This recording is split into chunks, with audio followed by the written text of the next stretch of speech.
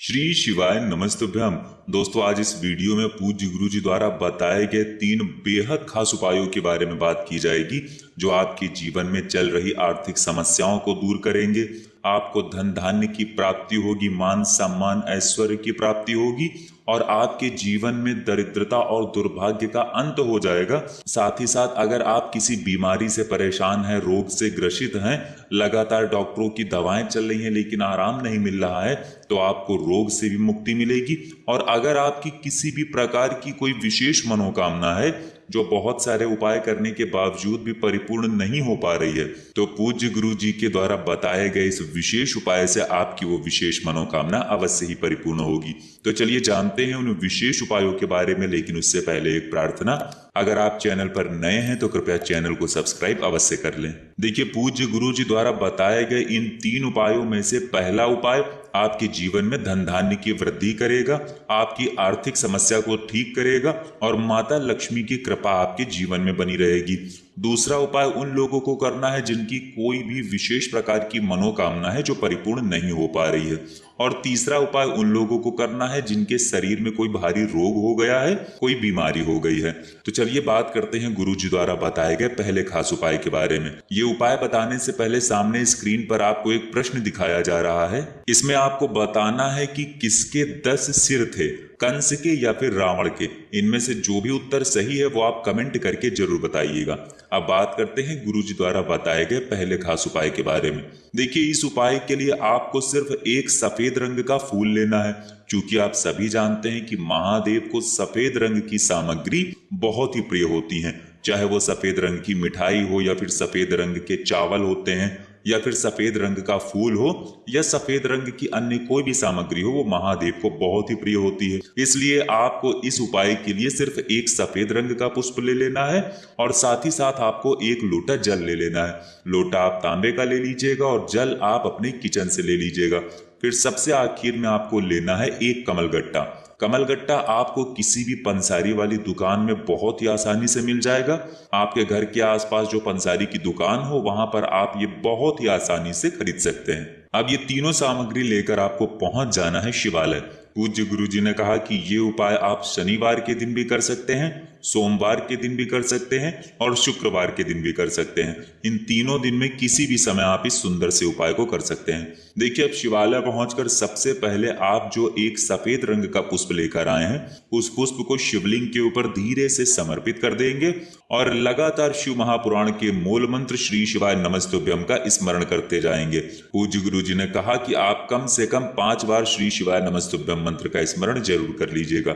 इसके बाद आप जो एक कमलगट्टा लेकर आए हैं, उस कमलगट्टे को इस एक लोटे जल में डाल लीजिए। अब ये कमलगट्टा मिला हुआ जल आपको शिवलिंग के ऊपर धीरे धीरे समर्पित करते जाना है और कम से कम 11 बार श्री शिवाय नमस्तुभ्यम मंत्र का स्मरण कर लेना है। इसके बाद जलाधारी से जो जल नीचे गिर रहा है, उस जल को आप अपने हाथ में थोड़ा सा ले लीजिए और अपनी दोनों आंखों के ऊपर यानी अपने दोनों नेत्रों के ऊपर लगा लीजिए। और आपके जीवन में धन से संबंधित जो भी समस्या चल रही है, तो आपको महादेव से प्रार्थना कर लेनी है। फिर उसके बाद वापस अपने घर आ जाइए। गुरु जी कहते हैं कि जब भी हम इस विशेष उपाय को करना प्रारंभ करते हैं तो हमारे जीवन में धन धान्य की वृद्धि होती है, दरिद्रता का अंत होता है, दुर्भाग्य का अंत होता है तथा सौभाग्य की वृद्धि होती है। अब इसके बाद बात करते हैं अपनी किसी भी प्रकार की विशेष मनोकामना को परिपूर्ण करने के लिए हमें क्या उपाय करना चाहिए। देखिए, ये उपाय बहुत ही आसान और बहुत ही छोटा है। ये उपाय आप किसी भी मंगलवार के दिन या फिर किसी भी शनिवार के दिन कर सकते हैं। इस उपाय के लिए आपको सिर्फ 2 पान की जरूरत होगी।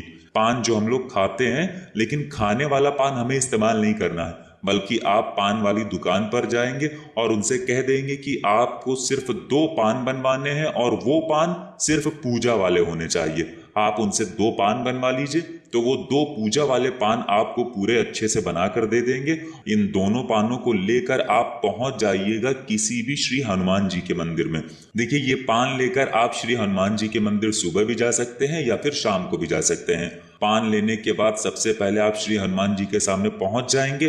फिर उसके बाद वहीं श्री हनुमान जी के सामने बैठकर आप थोड़ी देर 1 मिनट या 2 मिनट या फिर जितना भी आपके पास टाइम हो उतनी देर आप वहीं श्री हनुमान जी के सामने बैठकर श्री राम या फिर सीताराम सीताराम इन दोनों में से किसी भी एक मंत्र का स्मरण करिए, जाप करिए। उसके बाद श्री हनुमान चालीसा का एक बार पाठ करिए और ये दोनों पान आप श्री हनुमान जी को समर्पित कर दीजिए और आपकी जो भी विशेष प्रकार की मनोकामना है उस मनोकामना को परिपूर्ण करने के लिए आप श्री हनुमान जी से प्रार्थना कर लीजिए। पूज्य गुरु जी ने कहा कि हनुमान जी को श्री राम जी का नाम बहुत ही प्रिय होता है और जब भी हमें श्री हनुमान जी से कोई भी कार्य अपना परिपूर्ण करवाना होता है तो हमें हनुमान जी को श्री राम जी का नाम जरूर से जरूर सुनाना चाहिए, जिससे वो हमारे कार्य को बहुत ही शीघ्रता से परिपूर्ण करते हैं। अब इसके बाद बात करते हैं सबसे आखिरी उपाय के बारे में। ये उपाय आपकी किसी भी प्रकार की बीमारी को दूर करने के लिए है। देखिए, ये उपाय आप किसी भी दिन कर सकते हैं। हफ्ते में जिस दिन भी आपके पास टाइम हो उस दिन आप ये उपाय कर सकते हैं।